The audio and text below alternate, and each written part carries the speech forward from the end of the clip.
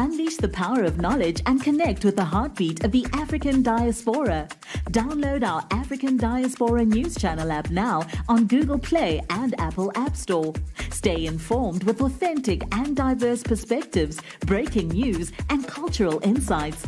Immerse yourself in a community that celebrates unity, resilience, and progress. Experience the vibrancy of the diaspora at your fingertips. Don't miss out. Empower your perspective today. Search African Diaspora News Channel and join the conversation. I want us to talk about the head of the U.S. Africa Command, General Michael's response to the senator's question. Watch this clip. We'll come back and discuss. Talk about why we care about what's happening in Africa right now. I mean, if you tell the American taxpayer, why are we there? Why are we spending the money we're spending there?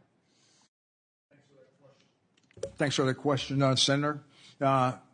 For access and influence, I'd say that a number of countries are at the tipping point of actually being captured by the Russian Federation, as they are spreading some of their false narratives across Libya. And from a strategic answer piece, access and influence across the whole Maghreb, that is NATO's southern flank. We need to be able to maintain access and influence across the Maghreb from Morocco all the way to Libya.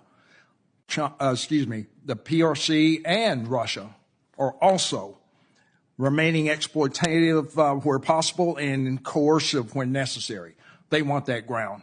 They want power projection capabilities. So for the most part, the rest of the continent is also for mining concessions, whether it be gold or rare earth minerals. Both of them have a long-range plan. But I think at the accelerated pace, the Russian Federation is really trying to take over Central Africa as well as the Sahel. The first thing the general said was that they need, by they I mean the US need, access and influence in Africa. That is why they are moving the way they're moving. And the second thing that he mentions is, of course, Russia and their influence. The third thing he mentions is also China, even though it's more in passing. This time around, the focus was not China, but Russia.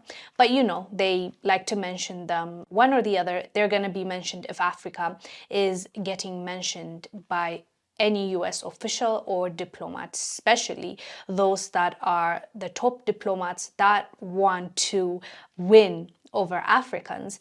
But I highly suspect it's a little too late, and we're very happy about that. We're grateful that there's awareness right now, but that's another point, another conversation. For now, I want us to focus on what the general's answer was. First thing, as I said, he mentioned access and influence, which at least we can give him this. He's being honest and truthful. They do want to influence us. They do want to have more access to our land, and that is what the basically fight has been about. It's like proxy war. There are so many proxy wars in Africa, and it's so sad. These nations are trying to show us who is the bigger person, who can change our minds, or who can get more of a partnership with us. But actually, I'll take that back. Not partnership. Partnership would have been great. That's not what has been happening thus far. It's neocolonization, and that is why we're saying no to Western influence, Western troops, and Western ideology. Until now, it hasn't served us, and we don't believe that it's going to serve us in the future. If you haven't done it before, we don't think that you're going to change.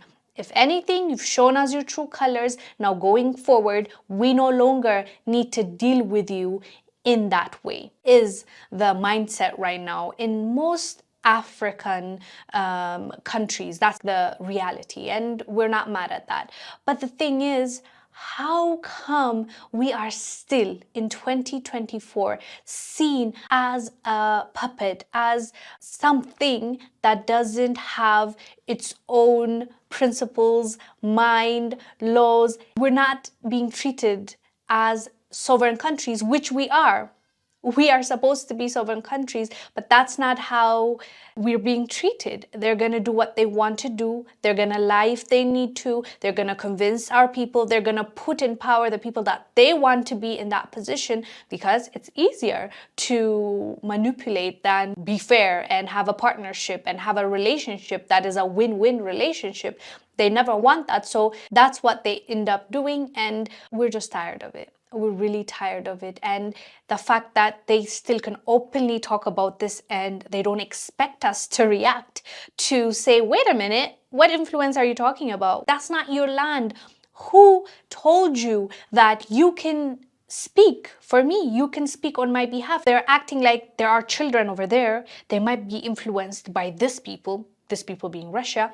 And so we don't want that. We're going to go ahead and take over the house and we'll control it, because they don't know better for themselves. That's how they're acting. And it's just so frustrating and it's annoying to watch. And we're being treated like we are less than. That is what is frustrating. And secondly, to keep talking about Russia, they never address us just on our own. It's always about competition with Russia or China. That tells you that they could care less. This institution, this Western governments could care less what happens to our people. All they care about is winning, getting on top, and taking everything they can from us to build themselves. So the fact that Russia is even being brought up, it's just so ridiculous. And I hope our leaders see things for what they are. And some of them are waking up, which we love to see. Some of them are not allowing these people to use us as pawns, and that is great news. But some continue to do